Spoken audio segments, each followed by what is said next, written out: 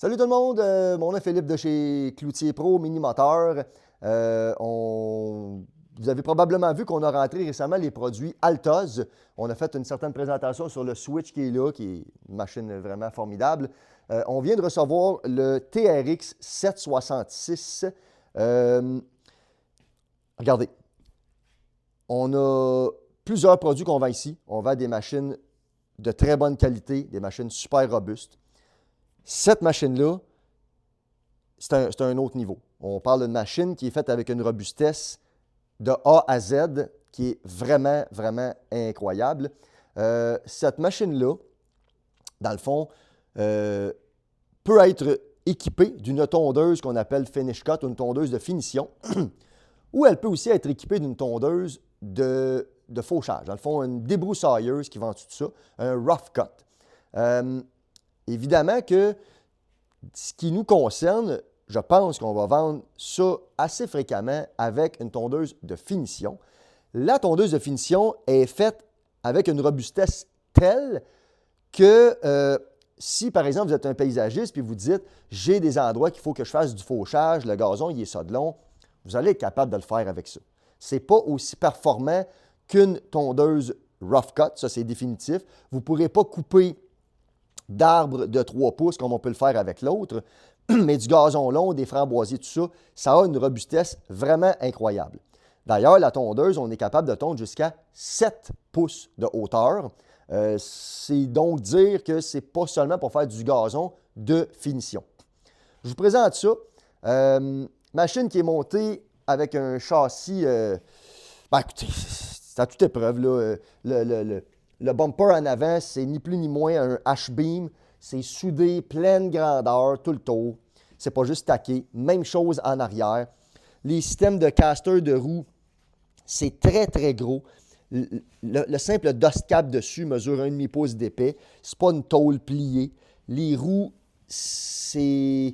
Écoutez, c'est de l'acier, c'est à 7,16 d'épais.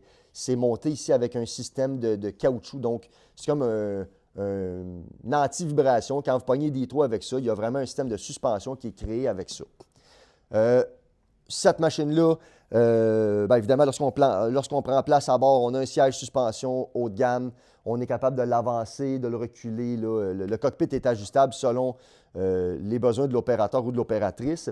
Ça vient avec un gros tapis de caoutchouc ici pour ne pas maganer la peinture en bout de ligne sur la machine. Ce n'est pas une option, ça vient avec. On a le système de transmission là-dessus, ce sont des Hydrogear ZT 5400.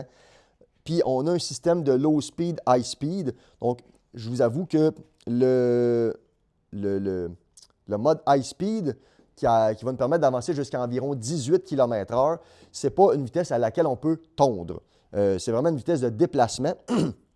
Et on a, à la vitesse low speed, la possibilité d'avancer jusqu'à 13 km/h. Fait que c'est quand même une machine qui se déplace très bien. C'est une machine qui est montée avec une super belle finition. Là. C'est sûr que là, vous êtes dans une vidéo, on ne voit pas tout, là. Mais la tondeuse, c'est bien fini, c'est facile d'accès. Les poulies, de très belle qualité.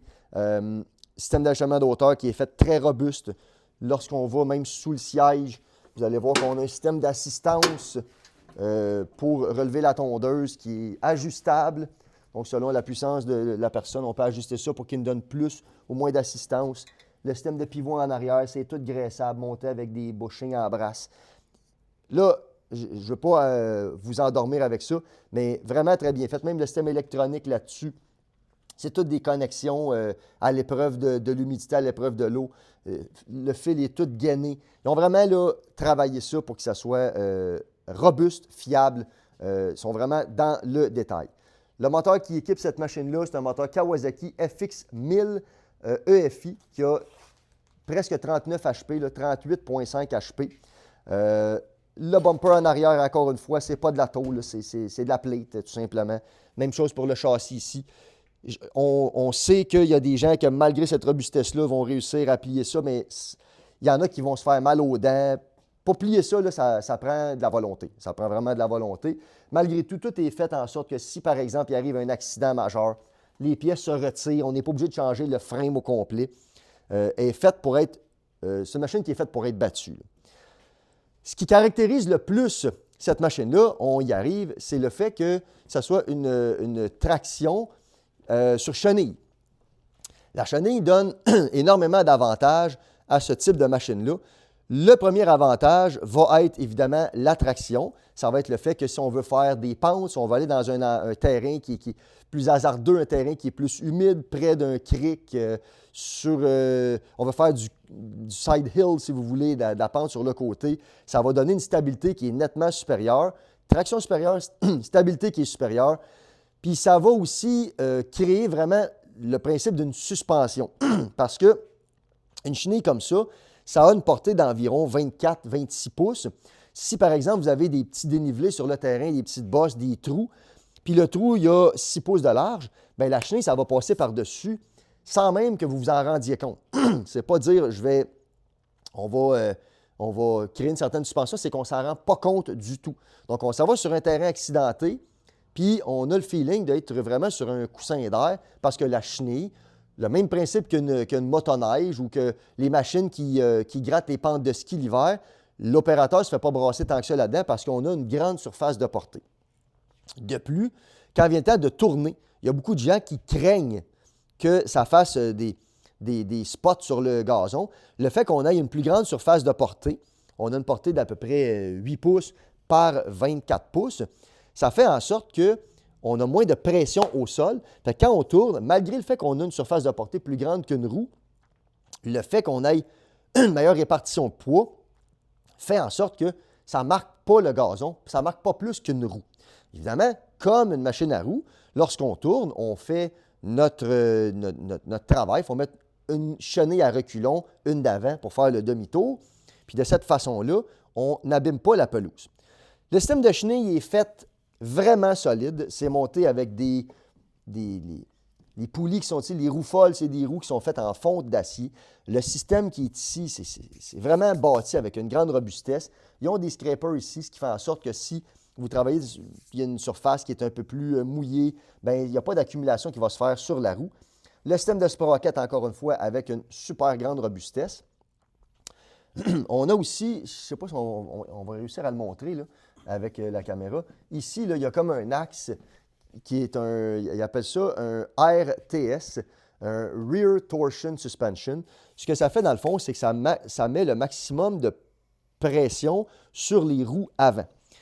Bon, en termes concrets, si on avait une machine à roues, la roue ferait en sorte que le point de pivot, lorsqu'on monte une côte, ce qui ferait en sorte que la machine part en wheelie, si vous voulez, c'est que le point de pivot serait ici, il serait en plein milieu.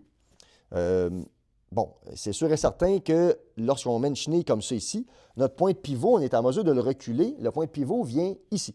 Fait qu'on a beaucoup plus de capacité de maintenir le devant au sol.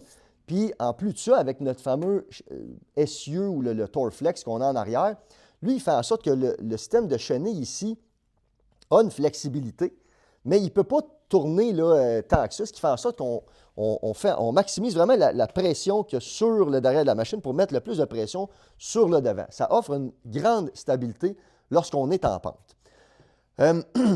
Écoutez, cette machine-là est un nouveau produit qu'on offre. Ce n'est pas nécessairement destiné à la même tâche qu'une vulgaire machine pour tondre de la pelouse. C'est évidemment capable de le faire. La qualité de coupe sur cette machine-là est excellente, mais on a dans le fond une nouvelle clientèle à laquelle cette machine-là s'adresse.